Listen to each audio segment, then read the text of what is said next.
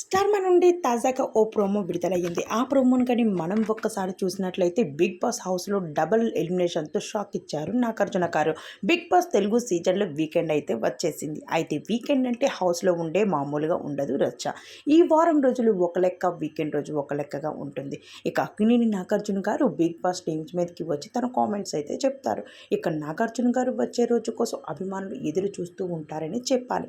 అయితే మంచి హుషారైన పాటతో బిగ్ బాస్ స్టేజ్ మీదకి ఎంట్రీ ఇచ్చేశారు నాగార్జున గారు. వచ్చి రాగానే ఒకవైపు విష్ణుప్రియకి, మరోవైపు పృథ్వీకి ఇద్దరికి కూడా గట్టిగా ఇచ్చుకున్నారే చెప్పాలి. అయితే బిగ్ బాస్ మరో వీక్స్ మాత్రమే ఉంది. ఈ 2 వీక్స్లో మీరు ఏం చేయాలి అనుకుంటున్నారు? మీ అభిప్రాయం ఏంటి? అసలు మీరు ఈ బిగ్ బాస్ హౌస్లో ఉంటే ఏం చేస్తారు అని అడిగారు నాగార్జున గారు.